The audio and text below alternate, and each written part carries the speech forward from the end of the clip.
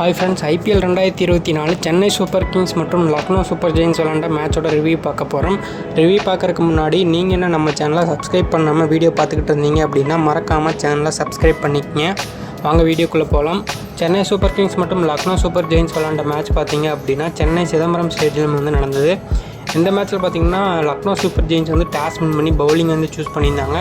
KL ராகுல் bowling choose பண்ணுறதுக்கு மெயினான ரீசன் என்னென்னு பார்த்தீங்க அப்படின்னா சென்னையில் டியூ ஃபேக்டர், அதாவது அங்கே வந்து ஈரப்பதம் வந்து அதிகமாக இருக்குது. பனித்துளிகள் விழுகிறதுனால பார்த்திங்க அப்படின்னா செகண்ட் இன்னிங்ஸில் வந்துட்டு பவுலிங் போடுறதுக்கு ரொம்பவே கஷ்டமாக இருக்கும். அதனால் நாங்கள் இப்போயே ஃபஸ்ட் இன்னிங்ஸ்லேயே வந்து பவுலிங் போடுறோம் அப்படின்னு சொல்லிட்டு அவர் வந்து பவுலிங் வந்து சூஸ் பண்ணியிருந்தார். ஃபஸ்ட்டு சென்னை சூப்பர் கிங்ஸ் வந்து பேட்டிங் ஸ்டார்ட் பண்ணாங்க. ஓப்பனிங்கில் அஜங்கிய ரஹானே மற்றும் ருத்ராஜ் கெய்க்வாட் வந்தாங்க. அஜங்கிய ரஹானே பார்த்திங்கன்னா 3 பால் 1 ரன் வச்சுட்டு மேட் ஹென்ரி பாலில் கேஎல் ராகுல்கிட்ட கேட்ச் கொடுத்து அவுட் ஆகிட்டு போயிடுவார். அதுக்கப்புறம் பார்த்திங்கன்னா டேரல் மிச்சல் உள்ள வருவார். டேரல் மிச்சலும் பார்த்திங்கன்னா 10 பாலில் 11 ரன் அடிச்சுட்டு அவரும் வந்து யஸ்தாக்கூர் பாலில் தீபக் கூடாட்ட கேட்ச் கொடுத்து அவுட் ஆகிட்டு போயிடுவார். ஒரு ரனில் ருத்ராஜ் கெய்க்வாட் மட்டும் ஸ்டாண்ட் பண்ணி சூப்பராக விளாண்டுட்டு இருந்தார். அதுக்கப்புறம் 1 டவுனில் பார்த்திங்க அப்படின்னா ரவீந்திர ஜடேஜா வந்தார். அவரும் 19 பாலுக்கு 16 ரன் அடிச்சுட்டு மோசின் கான் பாலில் கேஎல் ராகுல்கிட்ட கேட்ச் கொடுத்து அவுட் ஆகிட்டு போயிடுவார். நெக்ஸ்ட்டு பார்த்திங்க அப்படின்னா ருத்ராஜ் கெய்க்வாட் ஒரு ரனில் நல்லா விளாண்டு ஆஃப் செஞ்சுரி வந்து கிராஸ் பண்ணி போய்கிட்டு இருந்தார். அவருக்கு பார்த்திங்க அப்படின்னா சிவம் துபே வந்து ஒரு பார்ட்னர்ஷிப் வந்து அமைச்சு கொடுத்தாரு. சிவம் துபே பார்த்திங்கன்னா வந்ததுலேருந்து ஸ்டார்டிங்லேருந்து ஆரம்பத்துலேருந்தே பார்த்திங்கன்னா பவர் ஹிட்டிங்காக வந்து விளாண்டுட்டு இருந்தார். நல்லா சூப்பராக வந்து எல்லா பவுண்ட்ரிஸ் அண்ட் சிக்ஸஸ் எல்லாம் வந்து விளாசிக்கிட்டு இருந்தார். அவர் பார்த்திங்க அப்படின்னா 27 பால் 66 ரன் வந்து ஸ்கோர் பண்ணார். 3 பவுண்டரிகள் மற்றும் 7 சிக்ஸர்கள் வந்து விளாசினார். சிக்ஸர் கிங் அப்படின்னு வந்து அவர் வந்து சொல்லலாம். சென்னை சூப்பர் கிங்ஸில் பார்த்திங்கன்னா அவர் ரொம்பவே வந்து மிடில் ஆர்டரில் ஒரு பிக் ஹீட்டர் பேட்ஸ்மேனாக வந்து அவர் வந்து ஆடிட்டுருக்கார். இந்த ஐபிஎல்லில் 244 ஸ்ட்ரைக் ரேட்டில் வந்து விளாண்டு கொடுத்தாரு. ருத்ராஜ் கெய்க்வாட் பார்த்திங்கன்னா ஒரு ரனில் சூப்பராக விளாண்டு 60 பாலுக்கு 108 ரன் வந்து அடித்தார். 12 4கள் மற்றும் 3 சிக்ஸர்கள் வந்து விளாசியிருந்தார். 180 ஸ்ட்ரைக் ரேட்டில் வந்து விளாண்டு கொடுத்தாரு. ருத்ராஜ் கெய்க்வாட் பார்த்திங்கன்னா ஆரம்பத்துலேருந்து ரொம்பவே வந்து பொறுமையாக விளாண்டுருந்தார். வெறும் பவுண்டரிகள் மட்டும்தான் அவர் வந்து அடிச்சிட்டு இருந்தார். 10 பவுண்டரிகள் கிராஸ் பண்ணி 70+ ஸ்கோர்ஸ் வந்ததுக்கப்புறம் தான் வந்து அவர் பார்த்திங்க அப்படின்னா 6 வந்து அடிக்கிறக்க ஆரம்பித்தார். அதுக்கப்புறம் வந்து 6 வந்து அந்த 3 6மே 60 பாலில் 108 ரன் வந்து அடித்தார் மொத்தமாக. அதுக்கப்புறம் பார்த்திங்க அப்படின்னா சிவம் துபே 19 ஓவரில் 3வது பாலில் வந்து அவுட் ஆயிடுவார். அதுக்கப்புறம் எம்எஸ் தோனி வந்து உள்ளே வருவார். எம்எஸ் தோனி பார்த்திங்கன்னா நான் ஸ்ட்ரைக் ரெண்டில் தான் வந்து வந்தார் ஃபஸ்ட்டு. ருத்ராஜ் கெய்க்வாட் பார்த்திங்கன்னா ஒரு சிங்கிள் எடுத்து கொடுத்து எம்எஸ் தோனிக்கு 1 பால் வந்து ஸ்ட்ரைக்கு வந்து கொடுத்தாரு. அந்த 1 பாலும் பார்த்திங்கன்னா எம்எஸ் தோனி பவுண்டரி அடித்து சூப்பராக வந்து விளையாண்டு கொடுத்துட்டு போனார். மொத்தமாக பார்த்திங்கன்னா 20 ஓவர் முடிவில் 4 விக்கெட் இழப்பில் 210 ரன் வந்து சென்னை சூப்பர் கிங்ஸ் வந்து சிதம்பரம் ஸ்டேடியமில் வந்து ஸ்கோர் பண்ணியிருந்தாங்க.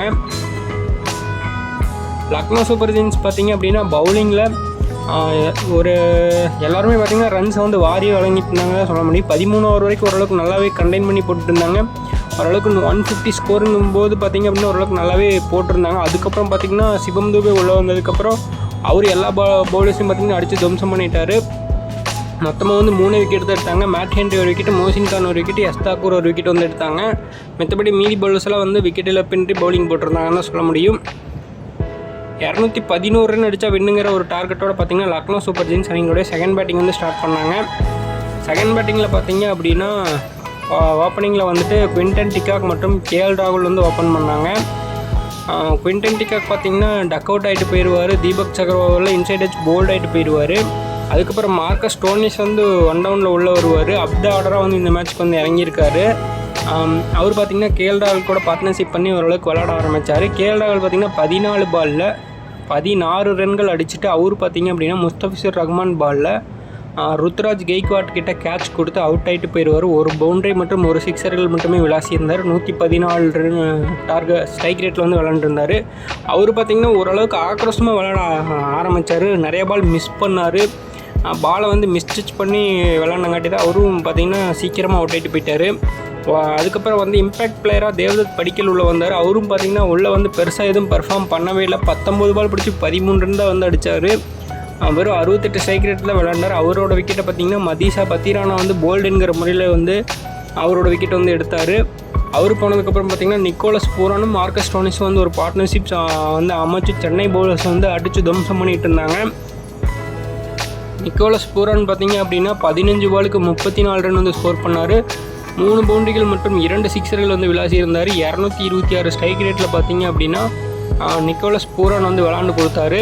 அவர் கூட பார்ட்னர்ஷிப் பண்ண மார்க்கஸ் ஸ்டோனிஸ் பார்த்திங்கன்னா ஒரு எண்டில் நின்று அவர் தரமான ஒரு பேட்டிங் விளாண்டுருந்தார். 1 மேன் ஆர்மியை பார்த்திங்கன்னா லக்னோ சூப்பர் ஜெயின்ஸ் வந்து ஸ்கோர்ஸை வந்து அடுத்த லெவலுக்கு வந்து எடுத்துகிட்டு போயிட்டு இருந்தார்.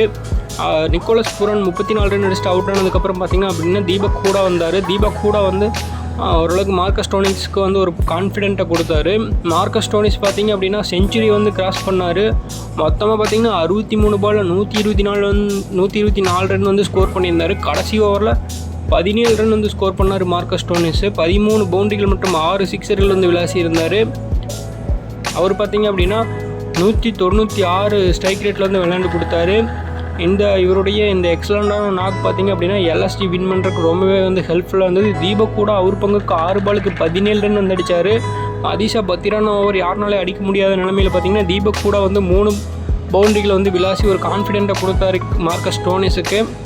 தீபக் கூட பார்த்திங்கன்னா 6 பாலில் 17 ரன் வந்து அடித்தார். 2 4 மற்றும் ஒரு சிக்ஸர்கள் வந்து விளாசி இருந்தார். 283 ஸ்ட்ரைக் ரேட்டில் வந்து விளையாண்டு கொடுத்தாரு. 19.3 ஓவர்லேயே பார்த்திங்க அப்படின்னா 213 ரன் வந்து வெறும் 4 விக்கெட் இழப்பில் அடித்து இந்த மேட்ச் வந்து லக்னோ சூப்பர் ஜெயின்ஸ் வந்து வின் பண்ணாங்க. லக்னோ சூப்பர் ஜெயின்ஸ் வந்து 6 விக்கெட் வித்தியாசத்தில் 3 பால் மீதமுள்ள நிலைமையில் இந்த மேட்ச் வந்து சென்னை சூப்பர் கிங்ஸ்க்கு எதிராக 2வது முறையாக வந்து வின் பண்ணியிருக்காங்க இந்த IPL 2024. சென்னை சூப்பர் கிங்ஸில் பார்த்திங்கன்னா பவுலிங்கில் வந்து மதிஷா பத்திரானா ஒரு 2 விக்கெட் வந்து எடுத்தார். அப்புறம் முஸ்தபிசுர் ரஹ்மான் ஒரு விக்கெட்டும் தீபக் சகர் ஒரு விக்கெட்டும் மொத்தமாக 4 விக்கெட் வந்து தான் எடுக்க முடிஞ்சது. எல்லா பவுலரும் பார்த்திங்கன்னா ஓரளவுக்கு எக்ஸ்பென்சிவாக தான் போட்டிருந்தாங்க.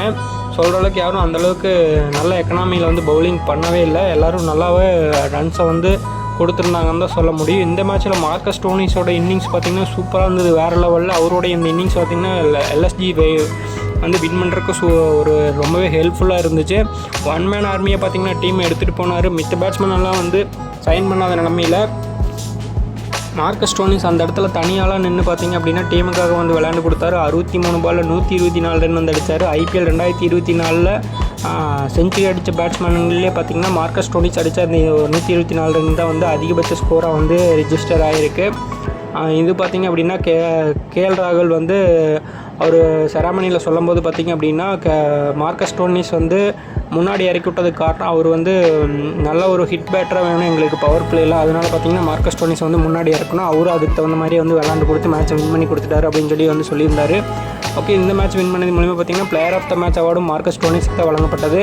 அவர் பேட்டிங்கில் 63 பாலுக்கு 124 ரன் அடித்து நம்ம பிளேயர் ஆஃப் த மேட்ச் வந்து வாங்குறாரு. இந்த மேட்ச் ஜெயிச்சது மூலிமா பார்த்திங்கன்னா டேபிளில் வந்து 4வது பிளேஸுக்கு போயிருக்காங்க லக்னோ சூப்பர் ஜெயின்ஸ். விளாண்ட 8 மேட்ச்சில் பார்த்திங்கன்னா 5 மேட்ச் ஜெயிச்சு 4வது இடத்துல வந்து இருக்காங்க. சென்னை பார்த்திங்கன்னா 5வது இடத்துக்கு வந்து மூவ் ஆகியிருக்காங்க. ஓகே வியூவர்ஸ், இந்த வீடியோ பிடிச்சிருந்துச்சு அப்படின்னா லைக், ஷேர் அண்ட் கமெண்ட் பண்ணுங்கள். மறக்காமல் சேனலை சப்ஸ்கிரைப் பண்ணி ஃபாலோ பண்ணுங்கள். தேங்க்யூ.